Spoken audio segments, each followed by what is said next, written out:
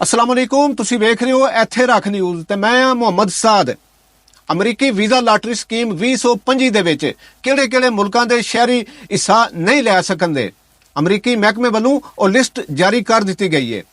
ਖਬਰ ਦੇ ਮੁਤਾਬਕ ਜਾਰੀ ਕੀਤੀ ਗਈ ਲਿਸਟ ਦੇ ਮੁਲਕਾਂ ਦੇ ਸ਼ਹਿਰੀ ਪਿਛਲੇ 50 ਸਾਲਾਂ ਵਿੱਚ ਆਪਣੀ ਗਿਣਤੀ ਪੂਰੀ ਕਰ ਬੈਠੇ ਨੇ ਅਤੇ ਇਹਨਾਂ ਮੁਲਕਾਂ ਦੇ ਸ਼ਹਿਰੀਆਂ ਦੀ ਗਿਣਤੀ 50,000 ਤੱਕ ਅੱਪੜ ਚੁੱਕੀ ਹੈ, ਜਿਸ ਦੇ ਕਰਕੇ ਹੁਣ ਅਮਰੀਕਾ ਕੁਝ ਉਹਨਾਂ ਮੁਲਕਾਂ ਦੇ ਸ਼ਹਿਰੀਆਂ ਨੂੰ ਲਾਟਰੀ ਪਾਉਣ ਦਾ ਮੌਕਾ ਦੇਦਾ ਜਿਨ੍ਹਾਂ ਮੁਲਕਾਂ ਦੇ ਸ਼ਹਿਰੀ ਅਮਰੀਕਾ ਵਿੱਚ ਘੱਟ ਗਿਣਤੀ ਵਿੱਚ ਵਸ ਰਹੇ ਨੇ। ਜਿਹੜੇ ਮੁਲਕ ਅਮਰੀਕੀ ਵੀਜ਼ਾ ਲਾਟਰੀ ਸਕੀਮ ਦੇ ਅਹਿਲ ਨਹੀਂ ਰਹੇ ਉਹਨਾਂ ਦੇ ਨਾਮ ਵੀ ਤੁਹਾਨੂੰ ਸੁਣਾ ਦਿੰਦੇ ਆ। ਸਭ ਤੋਂ ਪਹਿਲਾ ਨੰਬਰ ਹੈ ਅਮਰੀਕਾ ਦੇ ਸਕੇ ਗਵਾਂਢੀ ਕੈਨੇਡਾ ਦਾ। ਅਮਰੀਕਾ ਦੇ ਗਵਾਂਢ ਦਾ ਮੈਕਸੀਕੋ ਦੂਜੇ ਨੰਬਰ ਉਤੇ ਆਉਂਦਾ ਹੈ। ਬ੍ਰਾਜ਼ੀਲ ਅਤੇ ਸ਼ਮਾਲੀ ਅਮਰੀਕਾ ਦੇ ਕੁਝ ਹੋਰ ਮੁਲਕ ਜਿਨ੍ਹਾਂ ਦੇ ਨਾਮ ਇਹ ਨੇ Haiti, Honduras, El Salvador, Honduras, Colombia, Dominica, Jamaica, Venezuela. ਅਫਰੀਕੀ ਮੁਲਕ ਨਾਈਜੀਰੀਆ ਦੇ ਲੋਕ ਵੀ 2025 ਦੀ ਅਮਰੀਕੀ ਵੀਜ਼ਾ ਲਾਟਰੀ ਸਕੀਮ ਵਿੱਚ ਹਿੱਸਾ ਨਹੀਂ ਲੈ ਸਕਣਦੇ।